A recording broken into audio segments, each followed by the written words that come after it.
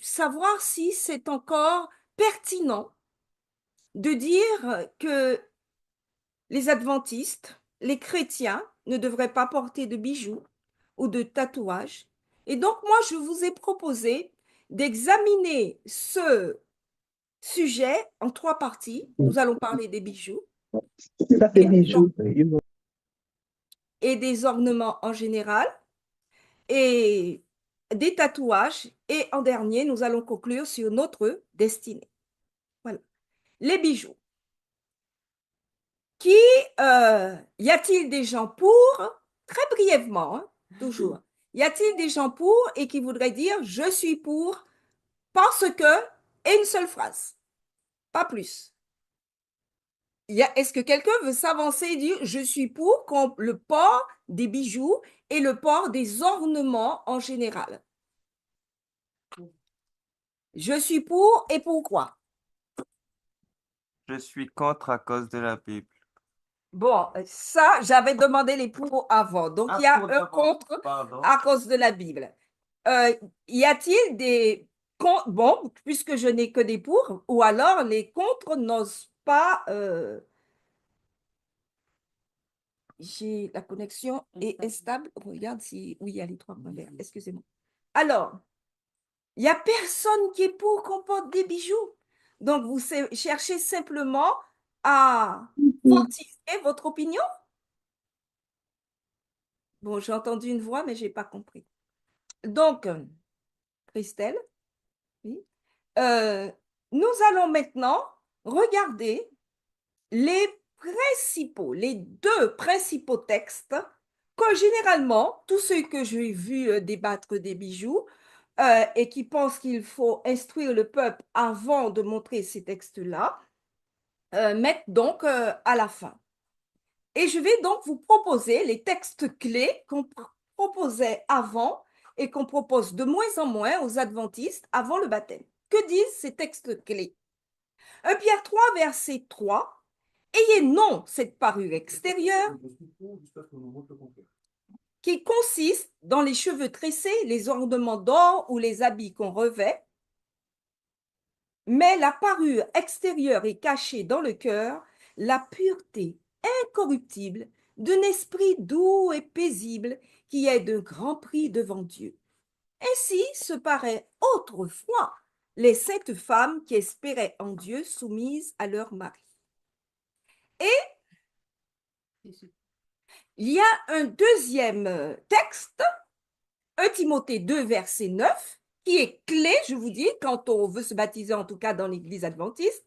Je veux aussi que les femmes, vêtues d'une manière décente, avec pudeur et modestie, ne se parent ni de tresses, ni d'or, ni de perles, ni d'habits somptueux, mais qu'elles se parent de bonnes œuvres, comme il convient à des femmes qui font profession de servir Dieu.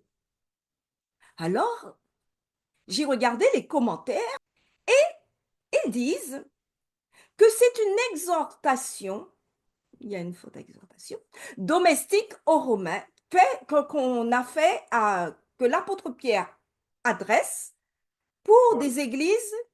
L'apôtre Pierre, 1 Pierre 3, verset 3, lorsqu'il dit qu'il faut avoir la parure intérieure, c'est parce qu'à ce moment-là, il avait affaire à une société où les Romains n'avaient pas ce sens de la rigueur et de la simplicité. Et donc, ils mettent en commentaire un écrivain, Charles Scriven, qui dit « La simplicité est le moyen de maîtriser la cupidité, de vaincre l'extravagance, de vivre sans démonstration d'orgueil, afin de ne pas augmenter la souffrance des pauvres, qui n'ont pas les moyens de se procurer les biens dont nous jouissons. » Ainsi donc, l'apôtre Pierre avait cru, en disant aux gens d'avoir une parure intérieure et non une parure extérieure, les préserver de la cupidité, de l'extravagance, de l'orgueil, et les exhorter à la simplicité, mais c'était pour ne pas augmenter la souffrance des pauvres. Euh, Pourtant, Pierre 3,3 déclare « Ainsi se paraît autrefois les saintes femmes. » Il nous exhorte à imiter une attitude de sainteté. 1 Timothée 2,9, le commentaire, quand ils disent quand l'apôtre Paul maintenant déclare qu'il faut se vêtir d'une manière décente avec pudeur et modestie, sans tresse, sans or, sans perles, sans habits somptueux, ils disent, c'est éviter les problèmes à Éphèse où l'église d'Éphèse avait converti des femmes riches et qui, en quelque sorte, avaient des velléités de domination dans l'église. Et donc, le commentaire, c'est de dire que tous pouvaient se parer, donc avoir des ornements, mais il fallait être attentif à l'apparence avec modestie et simplicité. Ma première question serait donc, est-ce qu'il est encore temps d'être simple? Est-ce qu'il est encore temps de penser qu'il y a quelquefois de l'extravagance, de l'orgueil, de la non-modestie et de la non-simplicité dans les habits ou dans les ornements qu'on a? Je vous laisse cette question puisqu'elle est déterminante. Maintenant, à partir de ces textes en particulier et à partir de l'étude générale de la Bible, les réformateurs de l'Église, les baptistes, les puritains, qui étaient puritains, méthodistes, tous avaient dit il ne faut pas porter de bijoux. Et c'est après que la chrétienté a commencé, même dans les religions protestantes, à porter de nouveau des bijoux. Mais la position des réformateurs de l'Église, c'était que c'est conforme à la foi d'avoir une unité de comportement vestimentaire dans l'apparence extérieure. Il disait donc, en lisant l'Évangile et en lisant les textes de Pierre et de Paul, ils arrivaient à la conclusion de 2 Timothée 3,16, toute écriture est inspirée de Dieu et utile pour enseigner, pour convaincre, pour corriger, pour instruire dans la justice. Le même commentaire que j'ai pris dit pour les Juifs, l'ornement est lié à la foi en Dieu. Les femmes se paraient pour leur mari et Israël se pare pour son Dieu. Alors j'ai encore une question. Est-ce que l'Israël spirituel pense à se parer pour son Dieu et est-ce que les femmes, si elles se parent, doivent penser en premier lieu à leur mari? Et alors on s'aperçoit, je vais vous prendre plein de textes dans la Bible puisqu'on discute biblique, que dans la Bible, c'est pas rare de voir qu'on parle des ornements et de dire, mais attends, puisque la Bible parle des ornements et des ornements pendant le culte, c'est que certainement les ornements sont autorisés, puisque 1 Chronique 16, verset 29, et vous allez le trouver, mais de nombreuses fois, on va parler de ces ornements et ornements sacrés. Et donc, c'est pendant le culte. On lit 1 Chronique 16, verset par 23, 29. Rendez à l'Éternel gloire pour son nom. Apportez des offrandes et venez en sa présence. Prosternez-vous devant l'Éternel avec de saints ornements. Mais c'est quoi les saints ornements? Je ne vais pas entrer dans cela, mais je pense que n'importe quel théologien, n'importe quel pasteur, n'importe qui a étudié la Bible sait c'est quoi les saints ornements. Vous savez c'est quoi? Qui est-ce qui peut me dire c'est quoi les saints ornements? Je vous donne la parole.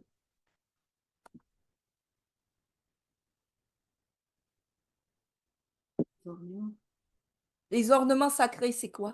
Je pense qu'il s'agissait des ornements que portaient les sacrificateurs. Oui, mais c'est plus large que ça, parce que apportez des offrandes et venez en sa présence, prosternez-vous devant l'Éternel avec de saints ornements. Si on s'adresse à tout le peuple, c'est ce que tu as dit est exact. La parole de Dieu. Personne ne se rappelle que les Israélites devaient se parer leurs vêtements, ils faisaient quelque chose? Mathias? les ornements portaient, et jusqu'à présent, Qui parle? La, Les les, sur le bout du manteau, des tuniques, les titites. antitypes. c'est Ouais. le morceau de la loi. Et les ornements sacrés, les ornements saints, ne sont pas interprétés comme étant des bijoux. C'est ce que Dieu avait recommandé de porter, qu'il portait tout simplement. C'est ça, les ornements sacrés et saints. Et j'aime bien ce commentaire de mon auteur préféré, Madame White. Il en est qui considèrent les recommandations de l'apôtre Paul et de l'apôtre Pierre, si on a le contexte, dans Conseil à l'Église 146.1. Il en est qui considèrent ces recommandations comme trop anciennes pour qu'on s'y arrête, mais celui qui les a données comprenait les dangers de notre époque. En ce qui concerne les vêtements, et elle est en train de parler de Pierre et Paul, en particulier les vêtements, voulez-vous prendre garde à ces avertissements et agir avec sagesse? Alors, est-ce qu'il y a une actualité de ces principes? Moi, je vous ai mis différentes choses qu'on disait sur les ornements, quels sont les problèmes que ça pouvait soulever. Est-ce que vous avez, vous, des remarques sur le port de bijoux? Qu'est-ce que ça pourrait soulever comme problème? Est-ce que quelqu'un veut dire, moi, je pense que, ou que ça ne pose pas comme problème? À quoi servent les bijoux, en gros, je vous demande? À quoi ça sert? C'est pour se sentir belle. Ah, C'est un complément c'est un complément de toilette. un complément de toilette qui ajoute à l'élégance, la beauté. Catherine dit ah, rien. À la féminité, dit Philippe. Donc, celles qui sont très féminines, elles sortez vos bijoux. Et Je sais pas, mais les mâles n'en mettent pas, enfin, les hommes n'en mettent pas. oui, ils en mettent de Ah, plus de en plus plus, de plus en plus. On n'est Alors. pas des rappeurs. D'accord. C'est les rappeurs qui en mettent. Non, il n'y a pas que. Il y a aussi l'appartenance à un groupe. Voilà. Et il y a quelqu'un qui a dit la séduction, Alice. Et il y a quelqu'un qui a dit je suis pour jusqu'à ce qu'on me montre le contraire. Voilà. Mamie, viens voir, bonne journée.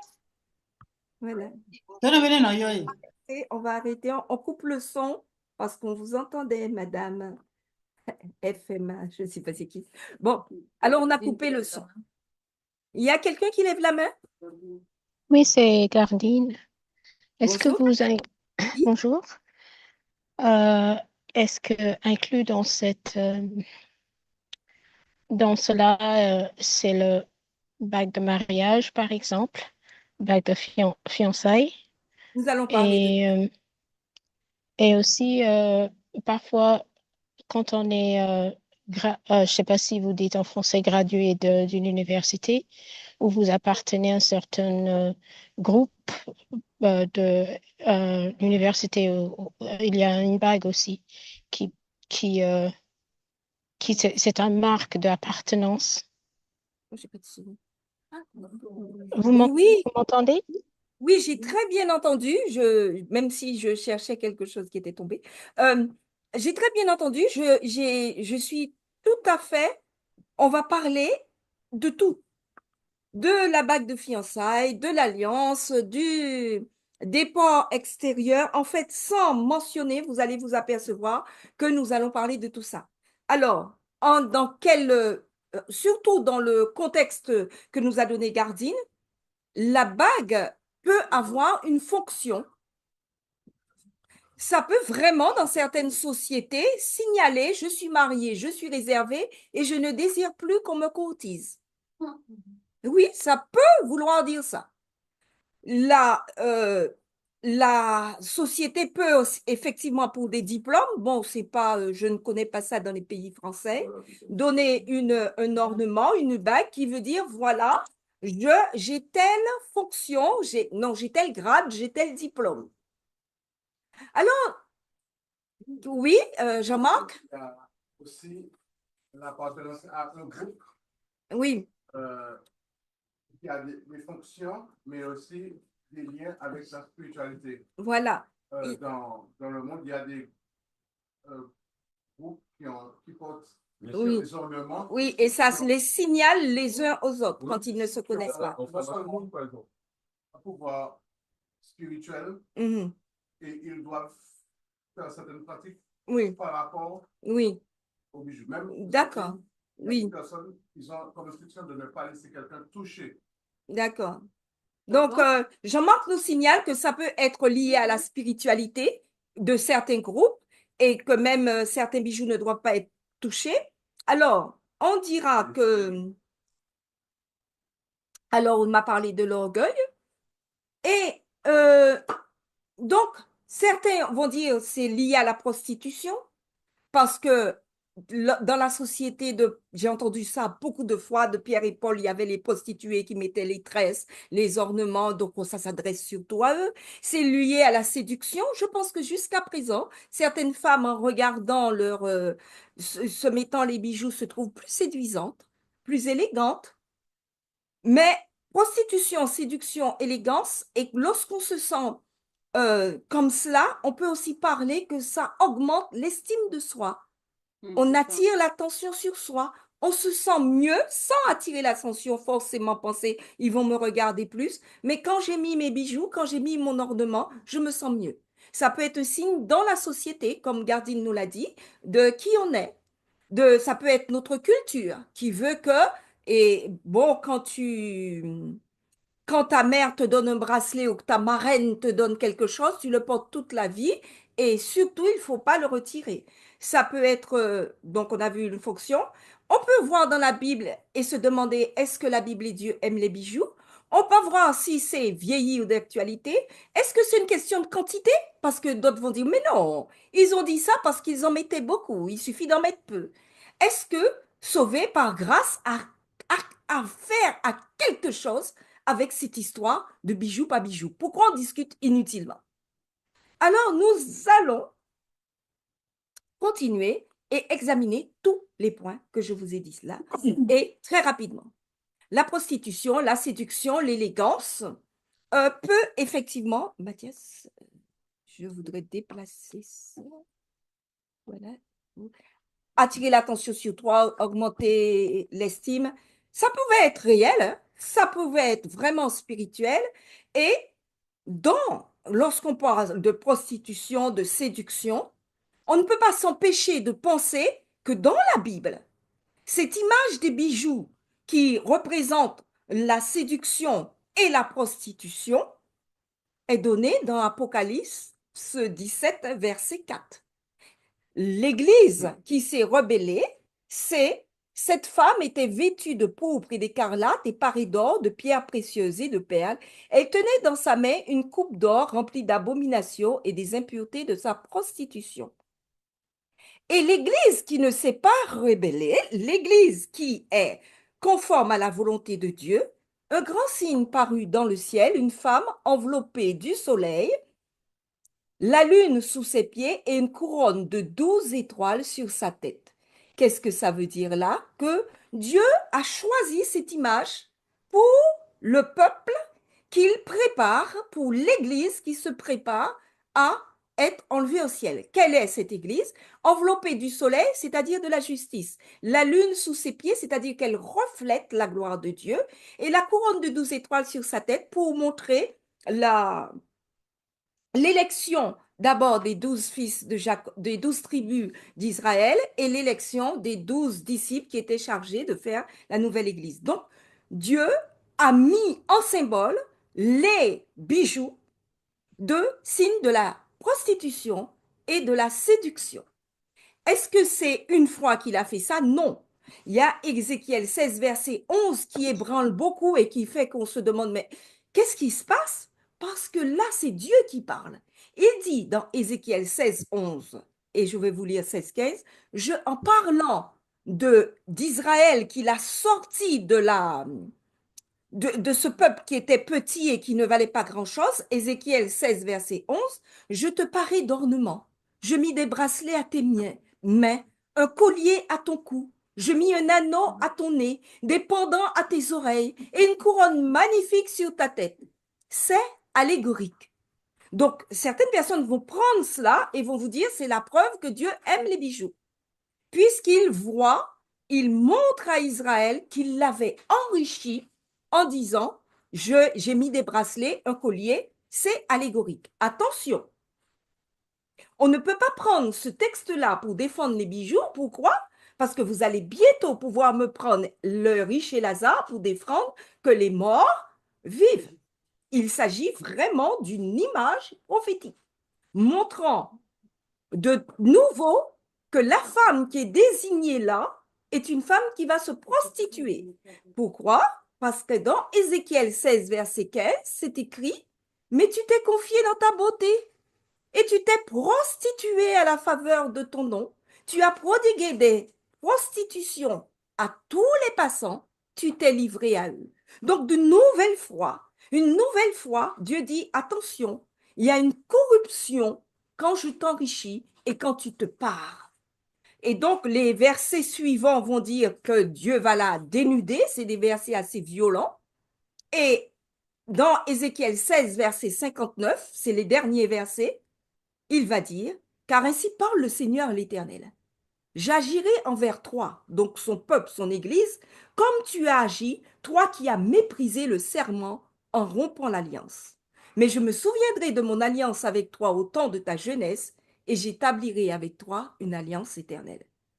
Dieu dit, cette alliance d'enrichissement, je l'ai rompue. Et maintenant, je te propose une alliance éternelle. Ce n'est pas précisé là quelle alliance, mais je crois qu'on peut déjà se demander pourquoi Dieu met en contraste la simplicité de son Église sauvée et la femme recouverte de bijoux comme étant la symbole de l'Église qui s'est perdue. Donc, on va continuer. Donc, on a dit que dans la société, on a vu, ça pouvait être associé à l'idolâtrie ancienne. Et actuellement, dans la spiritualité moderne, il y a encore des bijoux qui sont censés être des bijoux thérapeutiques, même certains vont dire, parce que grâce à leur pouvoir, vous allez avoir la sérénité, le bonheur, ça va vous élever, vous allez changer de comportement, changer d'humeur. Ça existe jusqu'à présent. Et il y a une femme qui les fabrique dans un prieuré, parce que là, elles sont toute la puissance des esprits qui descendent et qui entrent et infiltrent son bijou. Et vous pouvez lui dire qu'est-ce que vous voulez, qu'est-ce qui pénètre votre âme. Et là, elle va vous donner un bijou adapté à vos problèmes. C'est actuel, c'est 2025. Comme Jean-Marc nous a fait remarquer, je crois, et Philippe aussi, c'est les rappeurs. Des fois, nous voyons nos jeunes avec des bijoux, c'est inévitablement, pas parce qu'ils ont eu l'idée tout seuls, mais parce qu'ils ont des stars et qu'on appelle aussi, comment par hasard? Les stars sont encore appelées des idoles. Des idoles. Ah oui, des idoles, des influenceurs, mais les idoles modernes, on les imite en portant Beaucoup d'or. la chevalière, le collier comme eux, le petit... Parce que ils sont devenus les idoles de notre jeunesse. Mais ça peut être simplement une coquetterie. On se sent mignonne comme ça, simplement. On n'essaie pas de séduire, mais c'est beaucoup plus mignon quand j'ai mes bijoux. Et on ressent le besoin d'en mettre. Beaucoup de personnes qui se sont converties se disent, mais c'est pas possible, je vais pas sortir sans mes bijoux. C'est comme si, quelque part, on les avait dépouillés. Et on les a dépouillés de quoi? Mais presque de leur personne, de leur personnalité. Est-ce que Dieu désire me dépouiller de ma personnalité? Mais non, Dieu n'a pas demandé ça. Et ça trouble beaucoup. Mais réfléchissez. On attache au bijou quelque chose. La fonctionnalité du bijou et l'ornement, effectivement, il y a des bijoux fonctionnels, comme disait Gardine, et on l'a déjà vu, l'alliance. Il y a la montre qui peut tout à fait être un bijou fonctionnel Bien sûr. et qui peut devenir un ornement inutile. Ne me dites pas que lorsque vous allez acheter votre montre dans des milliers d'euros, ce n'est pas un ornement, un bijou, un truc, et que vous allez le perdre, vous allez pleurer. Si je perds ma montre, je serai triste parce que mon mari me l'a offert, mais bon, c'est tout. Il y a un attachement en plus du fait que c'est une montre, OK? Et, dans certaines réunions, j'ai entendu les gens protester. Ah oui, oui, oui, et les hommes avec leur cravate et leur puce de cravate, on les attaque jamais, ceux-là? Donc, C'est vrai aussi. alors, est-ce que la cravate est devenue, parce qu'on peut se dire, s'il y a une fonctionnalité, par exemple, le rappel des commandements de Dieu pour les Israélites, l'ornement qu'ils faisaient, même si ce n'était pas des vrais bijoux, on parle de l'ornement en général, est-ce que la cravate n'est pas un problème? Et je pense que Edwin devrait fermer sa caméra. Je pense que c'est Edwin. Et la montre et la cravate, est-ce qu'actuellement une cravate a une fonctionnalité? Vous savez, je vais répondre très rapidement. euh, pour se révolter contre les hommes, je ne sais pas si vous avez vu ce petit truc qui s'est passé à l'Assemblée nationale. C'est quoi? Vous savez pas qu'un jour, toutes sont venues, avec toutes les femmes ont mis une cravate? Je ne me rappelle plus parce que je ne me rappelle plus de l'anecdote, mais sachez qu'il y a eu une rébellion et toutes les femmes sont venues avec une cravate pour protester contre le machisme ou je ne sais pas quoi. La cravate est devenue en quelque sorte le symbole de quand on s'habille bien. Imaginez nos hommes d'État actuellement qui s'amènent chemise ouverte, un peu comme j'ai fait là, sans cravate, et ils viennent pour un congrès.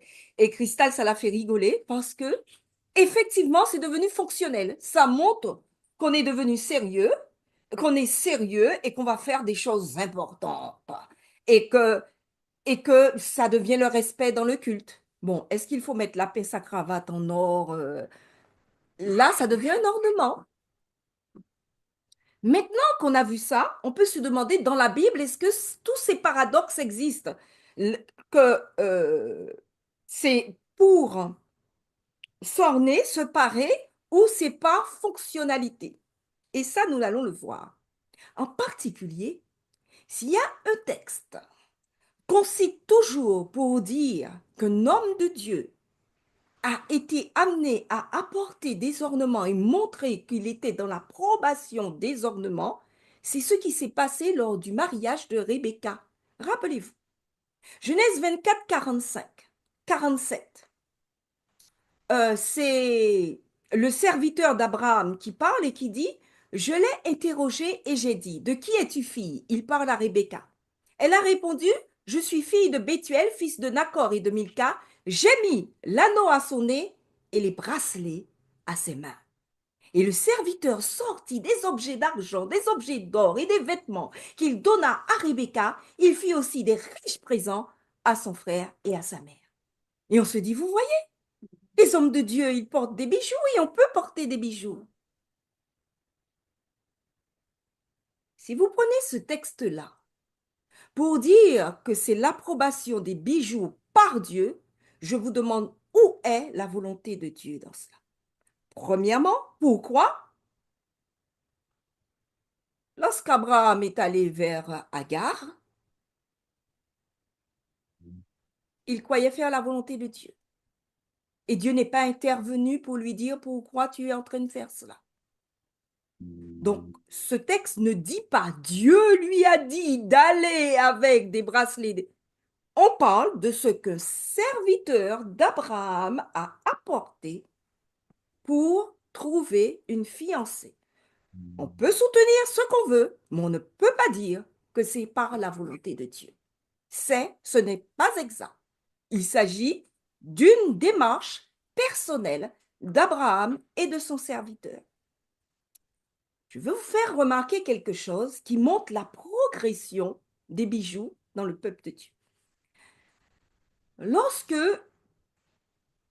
maintenant, Rebecca a deux fils, Ésaü et Jacob. OK? Rebecca se marie. Abraham, c'est le père d'Isaac. Isaac va se marier avec Rebecca en lui offrant toutes sortes de bijoux. Et Rebecca a un fils qui s'appelle Jacob. Et Jacob, suite à son expérience avec Dieu, va dire, voilà, je parle à Dieu et Dieu dit à Jacob, lève-toi, monte à Bethel, un endroit qu'on appelait la maison de Dieu, et demeure-y. Tu y dresseras un autel à Dieu. Jacob, à ce moment-là, se prépare à se donner entièrement à Dieu et il va dire à sa famille, et c'est pas Dieu qui le lui dit, pareil, hein, ôtez les dieux étrangers qui sont au milieu de vous, purifiez-vous et changez de vêtements.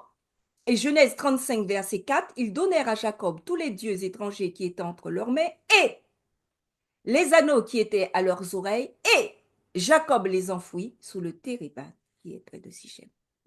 Mais moi, j'ai envie de dire à Jacob, mais qu'est-ce que tu fais là?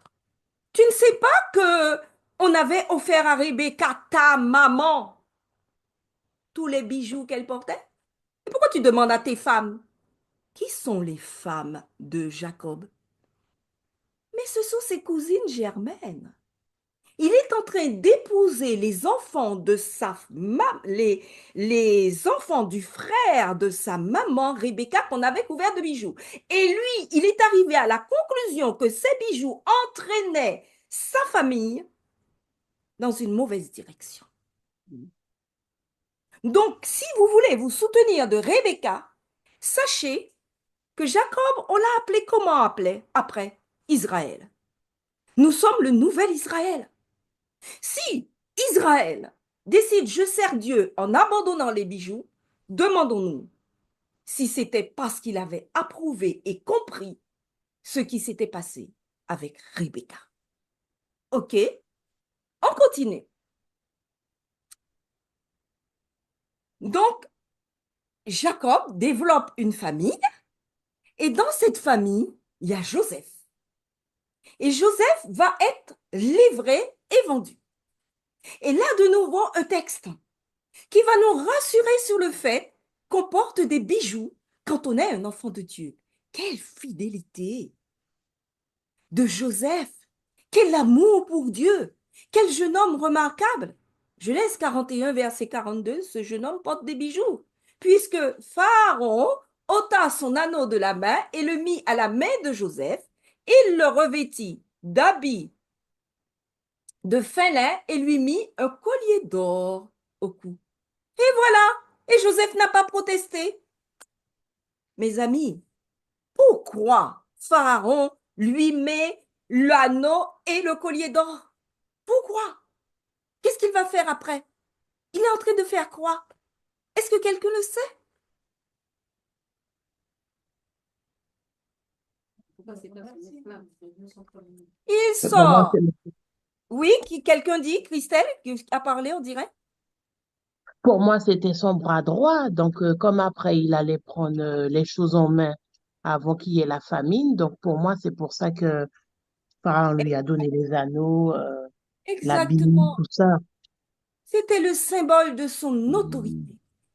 Maintenant, tu vas diriger l'Égypte. C'est l'anneau utilitaire et le collier utilitaire. Quand on te verra passer avec cet anneau et ce collier, on saura que tu es maintenant le dirigeant de l'Égypte. Je regarde un peu le chat. Bon, je ne vois rien. Bon, j'aurais préféré, Mathias, que tu regardes de temps en temps le chat pour moi et que tu me dises et que tu me mettes ce qu'il faut s'il y a des trucs à répondre. Excusez-moi, c'est un aparté avec mon fils. Et on va dire, mais alors, c'est pour Joseph, c'est de l'autorité. J'ai un exemple. Dieu, il a fait un peu pareil dans une parabole. Le fils prodigue, vous vous rappelez? Il retourne à la maison du père. Qu'est-ce qui se passe? Luc 15, 18, je me lèverai, j'irai vers mon père, il se dit, mon père, j'ai péché contre le ciel et contre toi. Et Luc 15, 22, le père, qui est l'image de Dieu dans cette parabole, dit à ses serviteurs, apportez vite la plus belle robe et l'en revêtez, mettez-lui un anneau au doigt et des souliers aux pieds. Pourquoi? Si Dieu ne veut pas qu'on porte des bijoux, pourquoi? Est-ce que quelqu'un sait pourquoi? Encore une fois, c'est une image que maintenant il retrouve sa place dans le foyer paternel Et il a maintenant droit à l'anneau de la famille et à l'autorité. C'était la coutume dans ces pays-là, et tout théologien honnête et sincère et qui a étudié la Bible sait que c'était un signe qu'il reprenait sa place dans la famille. Alors, sachez que on peut aussi encore trouver d'autres habits qui sont fonctionnels et qui ont des bijoux. Et la preuve, c'est le sacrificateur. Et il y a un problème, on va fermer le micro de celui-là. Et le sacrificateur, vous vous rappelez ce qui s'est passé? Il a 2 pierres sous les épaulettes, des pierres précieuses. Et puis, il a un éphod chargé de pierres, 4 rangées de pierres. Et le sacrificateur, c'est Dieu qui le lui a ordonné. Est-ce que c'était fonctionnel? Les pierres, et là, vous savez pourquoi il les porte? Parce que ça montre combien le peuple d'Israël est précieux pour Dieu, et sur chaque pierre, c'est gravé le nom des tribus. C'est un souvenir que Dieu lui a remis la charge du peuple et de la plaidoirie devant Dieu pour le peuple. C'est ordonné par Dieu dans un but bien précis. Est-ce que c'était pour parer le souverain sacrificateur pour qu'il soit plus séduisant, plus élégant, plus beau, plus... Non! Dieu n'a pas mis le bijou sur le souverain sacrificateur pour cela.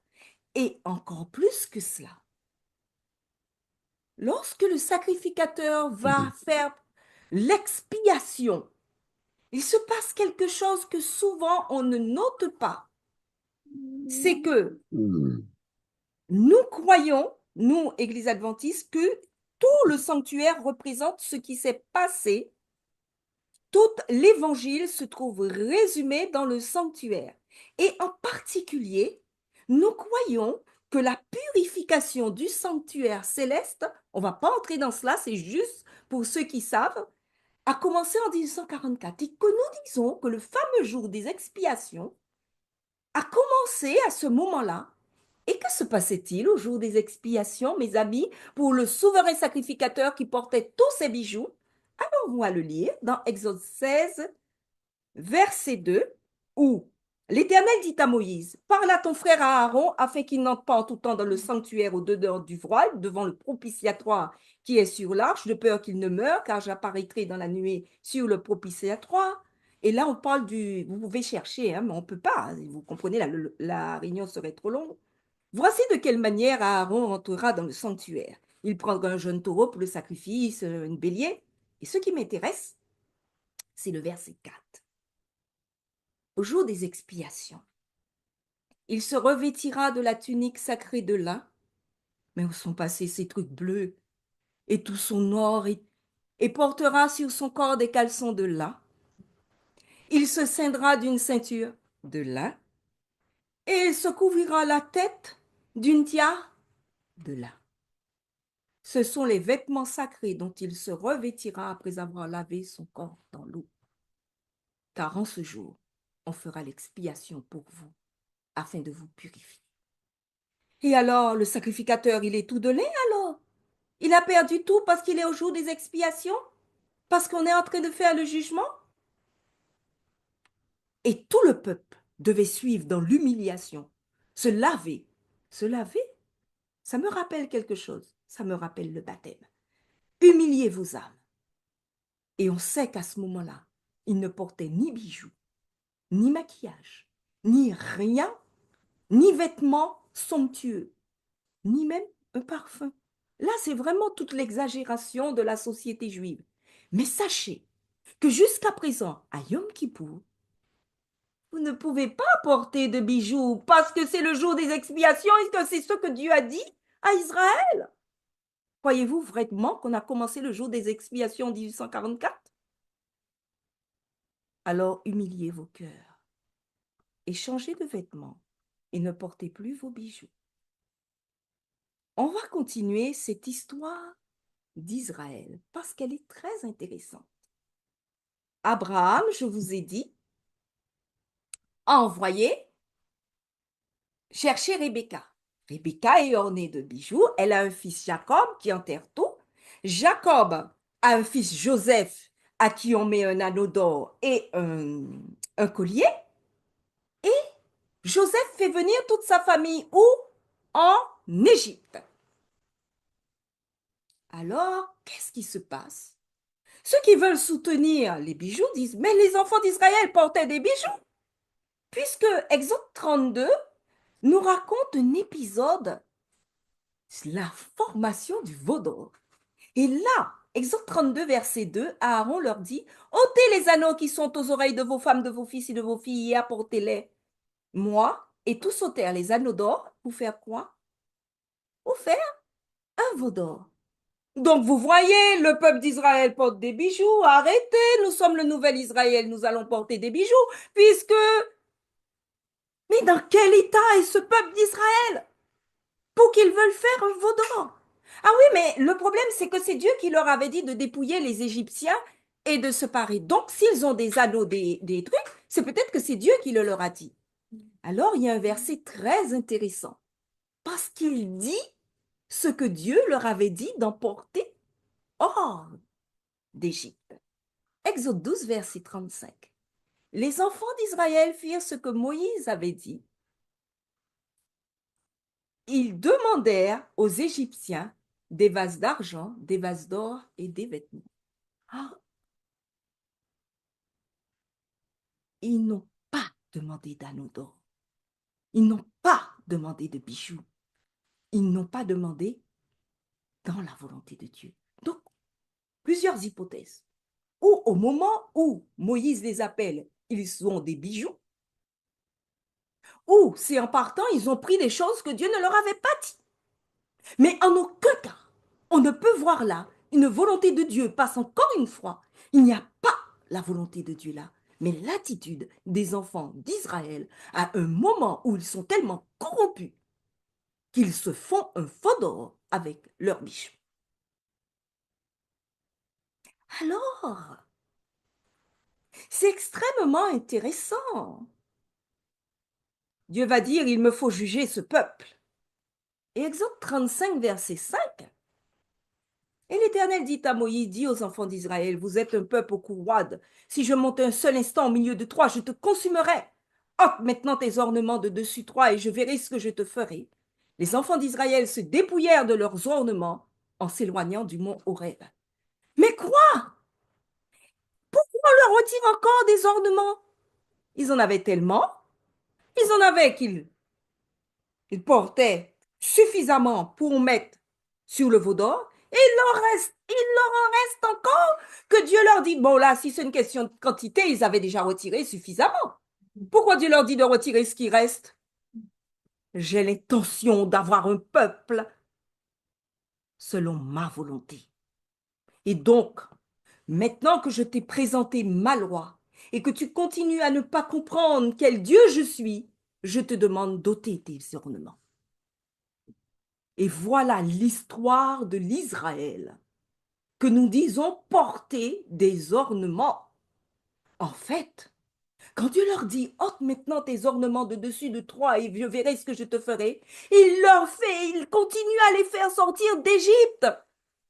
Mais ils sont arrivés en Égypte sans ornements. Rappelez-vous, ils arrivent en Égypte avec le vieux papa qui s'appelait Jacob et Israël, qui avait ordonné à toute sa famille d'enterrer les bijoux.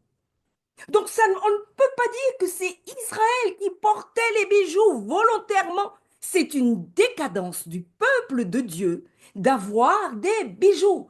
Jacob, qui est devenu Israël, avait ôté tous les bijoux. Et en Égypte, ils ont appris à mettre des bijoux. Et pour la sortie d'Égypte, Dieu dit, arrête, arrête tes ornements, t'ont fait faire assez de bêtises. Je les retire. Et alors, on va dire, mais dans la Bible, partout, il y a des gens qui portent des bijoux et qui sont merveilleusement beaux.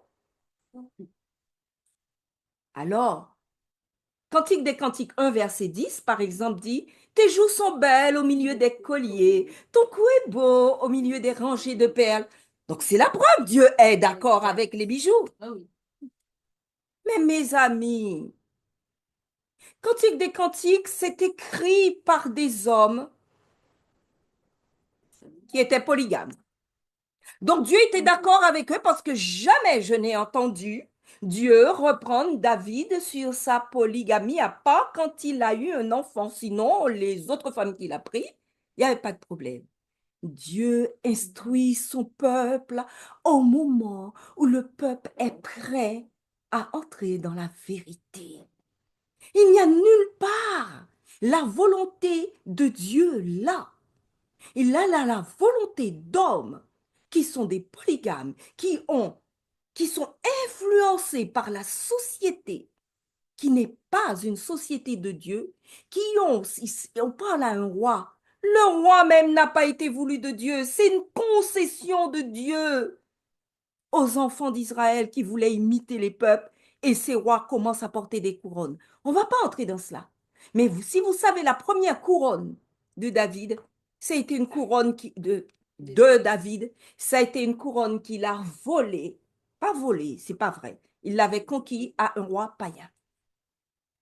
Quelle était donc la couronne de David? Nous allons le voir plus tard. Parce que Dieu Mais c'est va Saül intervenir. qui lui a donné du coup.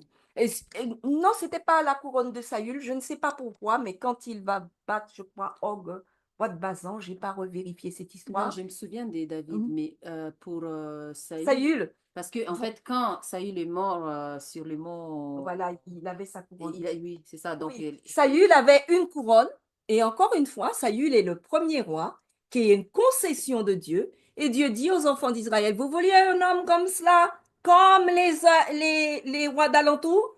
Eh bien, il a une couronne comme les rois d'alentour. Il n'y a pas là de déclaration de Dieu. Vous savez comment on a fait pour les rois d'Israël? Comment on les nommait? On faisait une grande cérémonie avec, on vous pose la couronne sous la tête? Pas du tout. Qu'est-ce qu'on faisait? Qui se rappelle ce qu'on faisait pour De déclarer l'huile. que c'était? C'est d'huile. L'onction sur la tête. Et là, on voit, là, c'est Dieu qui dit, va avec et mets-lui l'huile sur la tête. Jamais il a dit, mets la couronne sur la tête. Et alors, j'aime bien qu'on se dise, oh, c'est des expériences vieillies. Toute cette histoire d'Israël que tu nous as racontée, c'est du passé. Nous n'avons plus les mêmes problèmes. En Corinthiens 10, verset 1 déclare, frères, je ne veux pas que vous ignoriez que nos pères ont tous été sous la nuée, qu'ils sont tous passés au travers de la mer.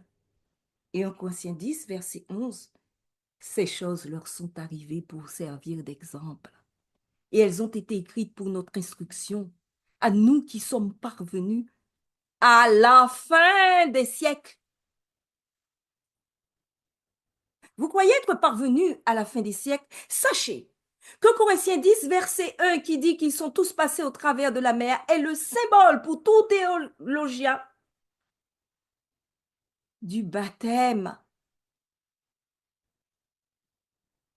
Après être passés par le baptême, Dieu leur a retiré tous leurs ornements. Petit à petit, il a attendu leur épreuve et il leur a dit, ôtez tout. Et ces choses ont été écrites pour notre instruction, à nous qui sommes parvenus à la fin des siècles. Êtes-vous parvenus à la fin des siècles? Non, ce n'est pas encore le moment. Réfléchissons. Et nous allons continuer à regarder la volonté de Dieu. Et là, on va se dire, mais attends, on a vu que c'était la profusion de la prostituée, et puis il y a aussi des passages qui montrent quand même que Dieu aime les bijoux et qu'il veut qu'on porte des bijoux. La preuve, il y avait un ange au ciel. Vous vous rappelez de cet ange qui était couvert de bijoux? Lucifer! Ézéchiel 28, 18 et 28, 14 déclarent, tu étais en Éden, le jardin de Dieu, tu étais couvert de toute espèce de pierres précieuses, de sardoine, de topaze, de diamants, de chrysolite, d'onyx, de jaspis, de saphir. Tu étais un chérubin protecteur aux ailes déployées, je t'avais placé et tu étais sur la sainte montagne de Dieu, tu marchais au milieu des pierres étincelantes. C'est la preuve! Dieu aime les bijoux et ne voit aucun mal à ce que nous emportions. Mais alors, mes amis, Pourquoi il nous a créés tout nus?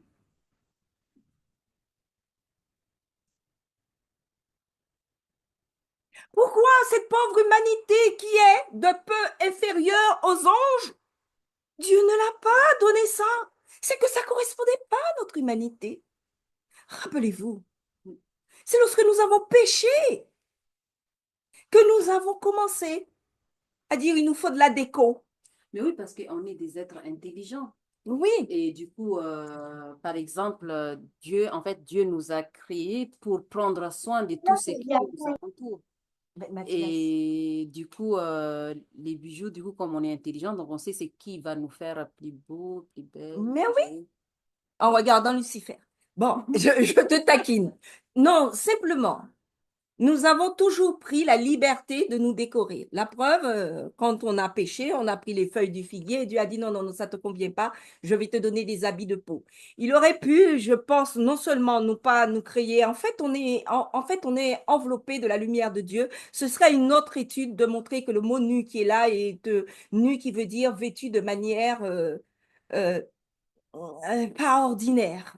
Et c'est-à-dire qu'en fait, ils étaient dans une sorte de lumière de Dieu. Mais on ne va pas étudier cela là. Sachez qu'ils ont constaté qu'après avoir péché, qu'ils n'étaient plus dans le même état et qu'ils ont mis des feuilles de viguier et Dieu a dit non, vous n'étiez pas fait pour porter de la déco comme ça. Si vous voulez autre chose, c'est des habits de peau qui symbolisaient le fait que le Fils de Dieu va mourir pour nous.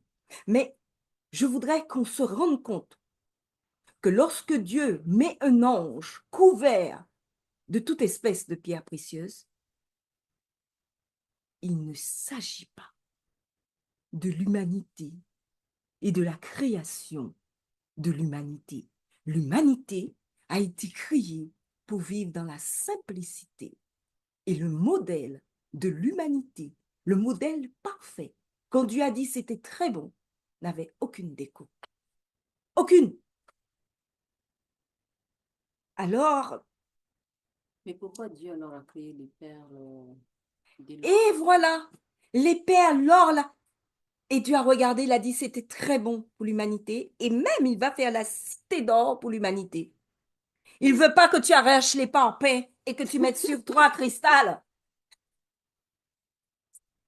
Il ne veut pas que ce qu'il avait prévu pour éblouir tes yeux et te rendre heureux, tu dis Seigneur, alors maintenant, je vais prendre une brique, je mettrai à mon oreille, je vais mettre, Ça oh va là déchirer. là, il y a ça, la porte, on va la gratter chaque fois, les portes d'or, des pierres précieuses, on prendra des petits bouts et on va mettre sur nous. Ce n'est pas le plan de Dieu pour l'humanité.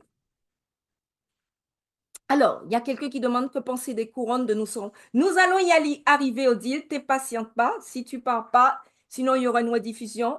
Nous allons en parler des couronnes qui seront placées sur notre tête. Maintenant, le premier Adam nous a donné cette image d'être complètement dépouillé et d'être la création de Dieu merveilleuse, très bonne, sans rien. Le deuxième Adam, en voilà un qui vient remplacer le premier. Et lui, il est fils de Dieu. Alors, pour remplacer le premier Adam, vous savez ce qu'il va faire? Il va se dépouiller entièrement. Il s'est élevé comme une faible pente, Ésaïe 53:2, un rejeton qui sort d'une terre desséchée. Il n'avait ni beauté ni éclat. Mais attends, pour attirer nos regards, son aspect n'avait rien pour nous plaire. Et il nous dit qu'il y a un autre modèle, qu'il est venu pour nous montrer comment se comporter devant Dieu. Et il n'a rien pour nous plaire. Et nous cherchons à plaire à qui, là? Il cherchait à plaire à Dieu. Peut-être avez-vous un doute sur la manière dont se vêtait Jésus. Il n'y est pas possible d'avoir un doute.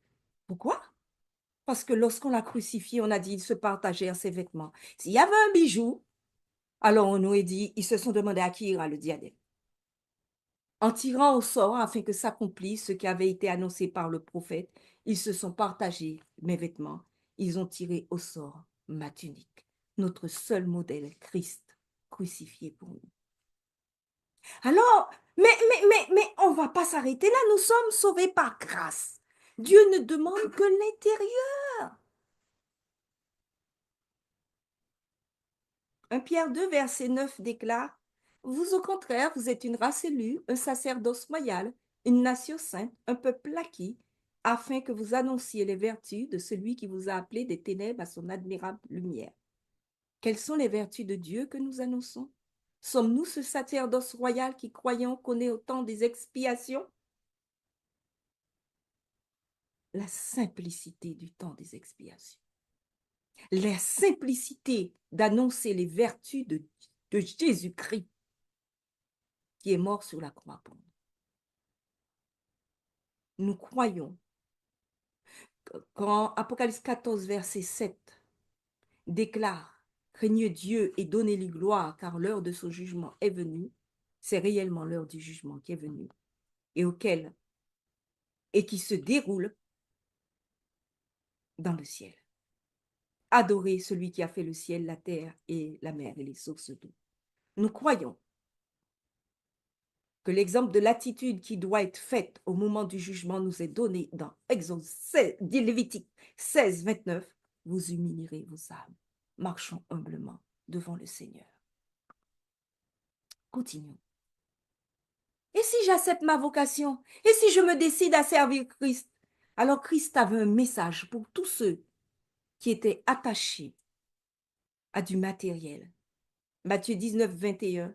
Jésus lui dit, si tu veux être parfait, vends ce que tu possèdes, donne-le aux pauvres, et tu auras un trésor dans le ciel, puis viens et suis-moi. Les déclarations que nous avons faites au début de cette étude dit que Pierre et Paul, lorsqu'ils demandent de se dépouiller, c'était pour obtenir la simplicité et la modestie et la pudeur. C'était quoi? Qu'est-ce qu'ils cherchaient? C'était un parfait accord avec Romains 14, verset 13. Ne nous jugeons donc plus les uns les autres, mais pensez plutôt à ne rien faire qui soit pour votre frère une pierre d'achoppement ou une occasion de chute. Il s'agit d'entrer dans ne pas donner l'occasion à un frère de s'orner trop ou de croire que sans son bijou, il n'est pas une personne bien. Nous lui apprenons que la simplicité de la création de Dieu est respectable et digne d'être aimée. Pas besoin de tout cela pour que Dieu t'agrée. Et nous ne sommes pas une occasion de chute pour toi. Nous ne sommes pas une pierre d'achoppement pour toi parce que nous avons mis aujourd'hui un collier rose qui va avec ma robe rose, des anneaux rouges parce que ça se marie très bien avec mon dessus noir et ainsi de suite. Nous n'allons pas le pousser vers des choses que Dieu ne nous a jamais montrées qu'il a créées. Sa création, c'est nous, les bijoux, les perles. Il les a mis extérieurs à nous. Alors, Odile m'avait posé une question sur... Oh, je me rappelle plus. Attends. Les couronnes que nous porterons. Oui, voilà, on va en parler, la couronne. Et donc, la couronne, ça fait partie de la conclusion. Donc, je passe au tatouage. Je ne t'ai pas oublié, Odile. Alors, est-ce qu'il y a des gens pour les tatouages? J'ai demandé pour les bijoux. Donc, c'est la deuxième partie et on va revenir sur les bijoux dans la conclusion. Est-ce qu'il y a des gens pour les tatouages qui pensent que c'est vraiment innocent, qu'un chrétien doit pouvoir se tatouer? Il n'y a pas de problème à ça. Qui est pour? Y a-t-il quelqu'un qui veut bien se lancer et dire, moi, je suis pour? Bon. Qui est contre? Y a-t-il quelqu'un qui veut... Je suis contre. Et pourquoi? Oui, et pourquoi? À cause de Une la phrase. Bible. Bon, il y a celui qui sait dire seulement à cause de la Bible. Ensuite, y a-t-il un avis plus enrichi? Je pense que c'est des choses qui sont pas bonnes. Puisque en fait, c'est de l'encre. Mais en fait, l'encre rentre dans le corps et à la fin, ça donne toutes sortes de maladies. Ouais. Moi, Il y a Catherine qui nous signale qu'il peut y avoir des infections, des maladies et des choses mauvaises faites au corps quand on fait des tatouages. moi, je suis contre parce que ça fait souffrir déjà le corps et c'est pas naturel. Voilà. Cristal, c'est pas naturel. Il y a quelqu'un qui veut dire autre chose? Alors, Jean-Marc? c'est sur le corps, le tatouage, c'est déjà plus intérieur. D'accord, Et ça a un rapport avec le monde ancien, puisque c'était codifié. d'accord. Donc, comme les bijoux étaient codifiés et étaient des ornements, les tatouages posent presque le même problème et nous allons voir pourquoi. Dans la Bible, il y a déjà Deutéronome 14, verset 1 et 14, verset 2, qui dit, vous êtes les enfants de l'Éternel, votre Dieu. Les tatouages sont simplement des incisions qui sont faites. Et très clairement, la Bible va dire, vous ne vous ferez point d'incision et vous ne vous ferez point de place chauve entre les yeux pour un mort. On doit dire donc, parce que c'était la coutume de le faire pour un mort. Et Dieu leur dit ça, tu es un peuple saint, l'Éternel ton Dieu t'a choisi pour que tu fusses un peuple qui lui appartient entre tous les peuples qui sont sur la surface de la terre. Ça, je ne veux pas voir ça dans mon peuple. Et sachez aussi que c'était une coutume dans l'idolâtrie, puisque vous vous rappelez de l'incident avec Élie qui va s'affronter aux prophètes de Baal. Et que vont faire les prophètes de Baal? Voilà. 1 roi 18, 28, et ils crièrent à haute voix et ils se firent, selon leur coutume, des incisions avec des épées et des lances jusqu'à ce que le sang coulât sur eux. Ce n'est pas la volonté de Dieu que le corps de l'homme souffre comme cela. Ouais. Lévitique 21, verset 5, les sacrificateurs, donc, et je pense de nouveau à notre vocation d'être le sacerdoce royal, les sacrificateurs ne se feront point de place chauve sur la tête, ils ne se raseront point les coins de leur barbe, donc tout ça, c'est associé à une coutume et au fait que dans les autres peuples, j'attends que ça cesse de dire ça parce que, voilà, dans les autres peuples, ils se faisaient des incisions par idolâtrie, par toutes sortes de trucs. Et de nouveau, je vous dis, attention, Dieu est vraiment contre les incisions et le rappelle vraiment de façon visible et de façon réelle à son peuple. Donc, on peut se poser la même question, vieilli ou actuel. Alors, je vous dis que les incisions, comme les bijoux, c'est des ornements. Ça peut être fait par coutume. Dans certains peuples, c'est associé à la religion, ça peut être associé à la sorcellerie, ça peut être tout simplement actuellement de l'esthétique. Oh, c'est tellement beau que si je me fais un petit cœur sur le côté là, ou bien au milieu de la poitrine, ou bien, oh là là, ça peut être aussi de nouveau l'estime de soi. On se trouve belle parce qu'on a ajouté quelque chose et depuis que j'ai mon petit tatouage, ça va beaucoup mieux. Ça peut être aussi un code. Certains vont se tatouer de telle façon qu'on reconnaisse, on m'a dit, dans certains brigands, certaines peuvent avoir des codes, certaines sociétés aussi, certaines sociétés secrètes, nous dit Jean-Marc. Et là, on atteint la santé, comme dit Catherine, et aussi on atteint l'argent. Et aussi, on atteint la mode. Pourquoi? Eh mais parce que c'est pas si bon marché que ça de se faire un tatouage. Ça commence aux environs de 30 euros, je crois, 150, 120, et ça peut aller à des milliers d'euros. Donc, vraiment, pour les tatouages, nous allons lire, comme on a lu tout ce qu'on a dit, en fait, était valable pour les ornements et pour les tatouages. Je vais vous lire Romains 12, 2.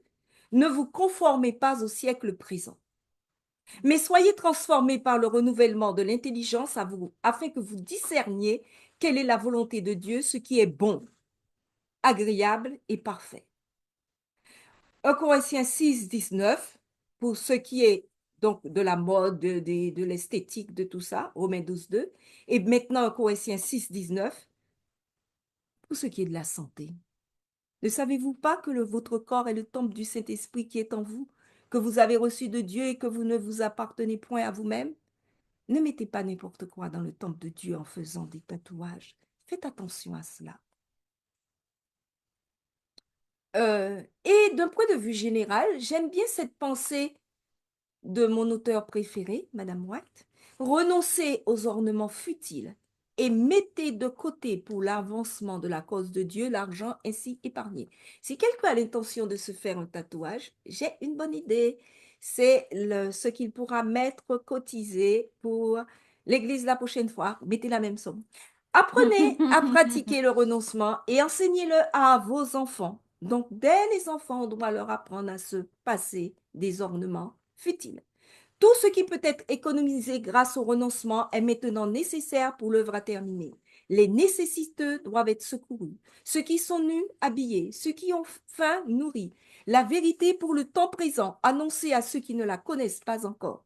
En renonçant à ce qui ne nous est pas nécessaire, nous pouvons prendre part à la grande œuvre de Dieu. Alors, on achemine vers la conclusion. Je crois que avoir montré que la destinée de l'homme n'était pas associée ni au tatouage, ni aux bijoux.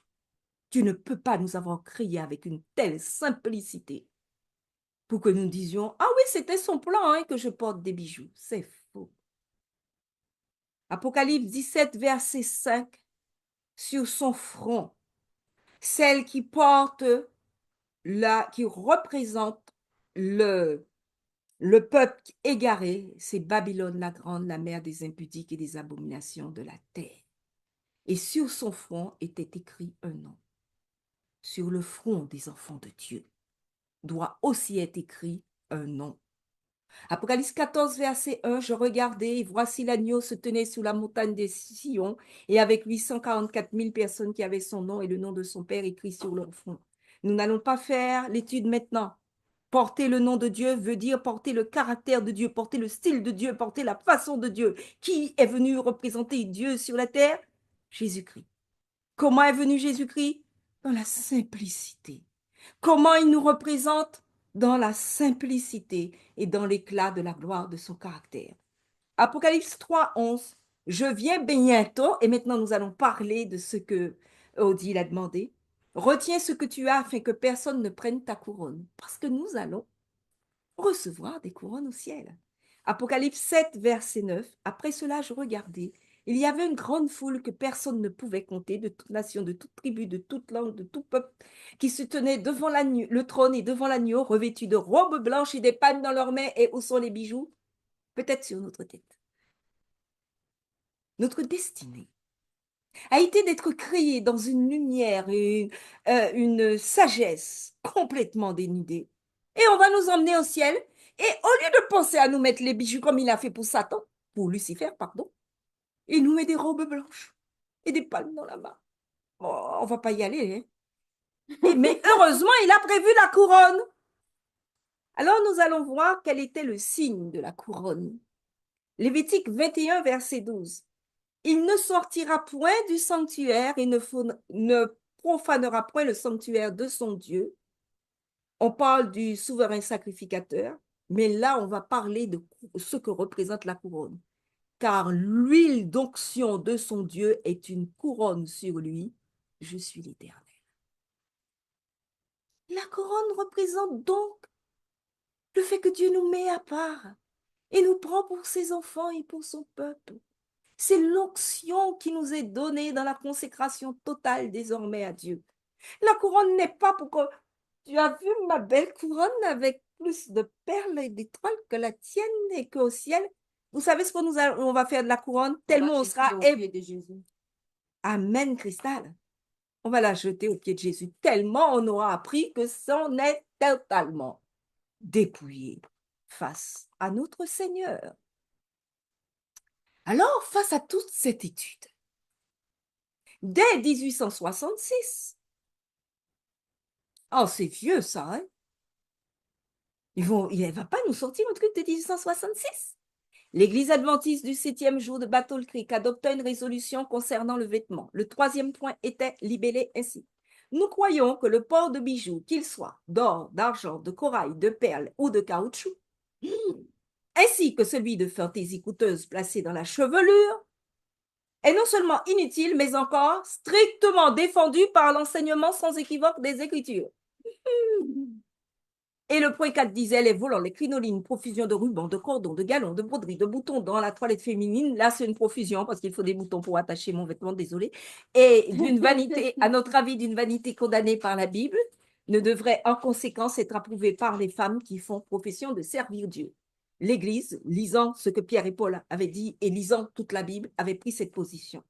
Maintenant, manuel d'église de 2022. Oh, le manuel d'église, vous savez, il change tout le temps. Non, ce n'est pas vrai. Le manuel d'église est un vote de l'église mondiale. Ce n'est pas une décision de Ted Wilson. Il reste stable dans ses grandes dimensions. Et pour ce qui est de 1866, il le reprend en dernier manuel d'église.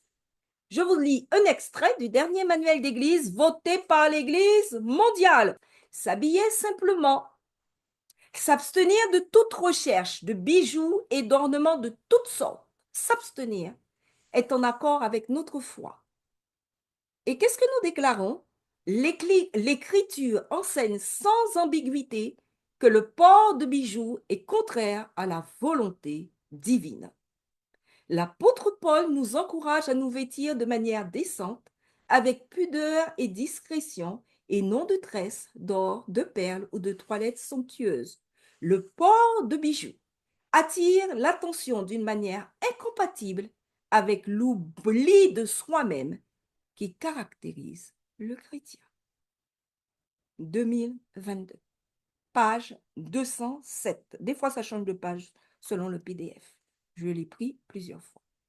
Alors maintenant, lorsqu'on commente les bijoux, on dit, il continue à vouloir qu'on ne porte pas de bijoux alors que ça n'a plus aucun sens. Ça n'a plus aucun sens de ne plus penser à soi, de ne plus vouloir se valoriser à travers la... Ça n'a plus aucun sens de vouloir la simplicité. Ça n'a plus aucun sens de penser que Dieu m'a créé comme ça pour être simple et qu'il va me faire aller simplement au ciel. Ça n'a plus aucun sens. Et on dit, ainsi a été créé, écrit Ellen White, un esprit de critique, de suspicion, et de dissension qui a causé un gros préjudice à l'Église. Les incroyants ont eu alors, donc on parle de ce qui s'est passé, l'impression que les adventistes étaient une troupe de fanatiques, donc de plein de choses qui se passaient. Et dans le contexte, plusieurs considéraient que la question du vêtement, donc c'est un extrait de Évangélisé, plusieurs considéraient que la question du vêtement était d'une importance primordiale. Ils critiquaient la manière dont les autres s'habillaient et étaient prêts à condamner quiconque ne se conformait pas en tout point à leurs idées. Et là, c'est donné, cet extrait, pour dire, vous vous rendez compte du désordre qu'on fait pour une question de vêtements, d'ornements et de perles? Mes amis, s'il y a dissension dans l'Église, c'est parce que l'Église a pris une position que nous reconnaissons et que maintenant ils disent se conformer à leurs propres idées en nous disant de porter des bijoux. Et parce qu'ils se conforment à leurs propres idées, ils ont invalidé l'actualité de l'inspiration divine que nous croyons être dans le manuel d'église, dans Ellen White et dans la Bible, qui nous montre ce qu'est l'être humain. Et disent, voilà, ça fait dissension, alors que le peuple de Dieu devait être uni autour des votes qui sont pris dans son église. Tout ce que nous pourrions dire qui a été voté par le peuple de Dieu conformément aux Écritures. S'il y a dissension, cela vient de la rébellion et de l'invalidation de l'inspiration qui a dit aucun bijou ne convient au peuple de Dieu. Alors, les indications qui sont données au sujet des robes d'art sont très précises, car ces robes avaient un caractère symbolique, donc même si on pense de ça. Les vêtements du Christ, les vêtements des disciples du Christ, c'est un extrait aussi que j'ai oublié de mettre la référence, tant pis.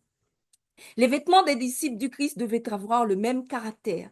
Nous devons être en toute chose ses représentants dans la propreté, la simplicité, la modestie, la décence devraient nous caractériser dans le domaine du vêtement et de tout ce qu'on porte. Et maintenant que nous concluons, sachez que Jésus a déclaré dans Matthieu 17, verset 11, « Il est vrai qu'Élie doit venir et rétablir toutes choses. » Moi, je vous dis qu'Élie est déjà venu. Quel est le premier Élie qui est venu? Jean-Baptiste. Non, le premier Élie, c'était le vrai Élie. Jean-Baptiste. Le deuxième Élie, c'était Jean-Baptiste. Merci, Odile. Le troisième Élie, l'Élie doit venir et rétablir toutes choses. Nous allons rétablir le fait que la volonté de Dieu pour le peuple de Dieu était qu'il soit dépouillé. Et quand il a fondé l'Israël spirituel, ils ont enfoui leurs bijoux. Nous allons déclarer que pour pouvoir proclamer un message comme celui de Jean, dans les Levez vos yeux en haut, page 300, paragraphes 4 et 5, pour pouvoir proclamer un message comme celui de Jean, nous devons avoir une expérience spirituelle semblable à la sienne. Nous devons contempler Dieu et, ce faisant, nous perdre nous-mêmes de vue. Par nature, Jean avait les fautes et les faiblesses communes à l'humanité. Ça ne nous rend pas meilleurs. Mais l'attachement à l'amour divin l'avait transformé. C'est par attachement à l'amour divin, persuadé que Dieu nous aime et qu'il ne peut pas s'être trompé, en nous faisant dépouiller, que nous allons nous attacher pour retrouver sa volonté pour lui. Nombreux sont ceux qui essaient de redresser la vie des autres en dénonçant ce qu'ils considèrent comme de mauvaises habitudes. Ils abordent ceux qu'ils estiment être dans l'erreur et leur font remarquer leurs déficiences. Ils disent « Vous ne vous habillez pas comme il faut ». Ils essaient de leur enlever leurs ornements ou quelque autre chose qui leur semble choquant, mais ils ne cherchent pas à fixer l'esprit sur la vérité. Mes amis, si vous retirez les ornements en pensant comme ça, je serai un enfant de Dieu, c'est du leurre. Ça n'a jamais été la volonté de Dieu qu'on retire les bijoux et les ornements pour pouvoir être des véritables enfants de Dieu. Non, c'est pareil que quand on observe la loi. Ça n'a jamais été la volonté de Dieu qu'on observe la loi en disant comme ça, je suis l'enfant de Dieu. Non, c'est parce que Dieu nous a élus et qu'il nous a dit, monte à Bethel, comme il a dit à Jacob, que nous allons dire de nous-mêmes, je vais enfouir mes bijoux. Je vais retirer mes ornements. Parce que j'ai compris que ça m'attache au monde. Parce que j'ai compris que ça ne m'attache pas à la simplicité, la modestie, la pudeur et la distinction de l'enfant de Dieu qui aime ce que Dieu avait créé, des hommes et des femmes simples et qui regardaient vers lui, qui aime le second Adam qui est venu en toute simplicité, qui aime le Fils de Dieu, qui s'est dépouillé pour nous et qui plaide maintenant pour nous et qui a fait commencer le jour des expiations pour nous et qui nous invite à le suivre dans le sanctuaire céleste. Que jamais on ne pense en nous regardant que notre vocation et notre destinée ne commencent pas dès aujourd'hui. Elles commencent dès aujourd'hui. Luc 17, 21, on ne dira point, il est ici ou il est là, car voici le royaume de Dieu est au milieu de vous. C'est au milieu de nous qu'on doit trouver le royaume de Dieu où les gens sont habillés de la manière la plus simple possible, revêtus de leur robe blanche. Le royaume des cieux est-il au milieu de nous lorsque nous arrivons avec nos habits extravagants, nos bijoux, Mais non, il n'y a pas de royaume de Dieu là. Le royaume de Dieu ne ressemble pas à ça. Il nous a déjà dit à quoi il ressemble. Des gens dépouillés avec leurs palmes d'or. Voilà le royaume de Dieu. Ça ne vous plaît pas? Le royaume de Dieu n'est donc pas au milieu de nous. Matthieu 3, 16. Dès que Jésus était baptisé, il sortit de l'eau. Et voici les cieux s'ouvrir et il vit l'Esprit de Dieu descendre comme une colombe et venir sur lui. Le symbole de l'Esprit de Dieu, la colombe. Le symbole des enfants de Dieu, Matthieu 10, 16. Voici, je vous envoie comme des brebis au milieu des loups. Soyez donc prudents comme les serpents et simples comme les colombes. La simplicité que nous croyons reconnaître lorsque nous ôtons toutes choses, non pas parce que nous croyons à l'idolâtrie, non pas parce que nous sommes riches, mais parce que nous croyons au dépouillement que Dieu veut pour l'âme de l'homme. Nous disons, nous serons simples comme des colombes. Notre réunion est finie et j'espère que votre vocation et votre destinée va commencer, ou a déjà commencé, et que le royaume de Dieu sera au milieu de nous, dans nos foyers, dans nos églises, nous portant à nous comporter avec la simplicité et le dépouillement qui caractérisent le royaume de Dieu. Merci beaucoup. Je prendrai vos questions après. On va prier, s'il vous plaît. Si vous voulez bien m'accompagner dans la prière, donc je demande à ceux qui sont dans la salle. Voilà. Père éternel, tu vois combien nous voudrions nous livrer, corps, âme et esprit, à ton influence. Nous te supplions, Seigneur, d'ôter de nous tout ce qui ne vient pas de toi et de faire de nous tes enfants, dès maintenant et pour l'éternité, parce que nous t'aimons. Au nom de Jésus. Amen. Amen.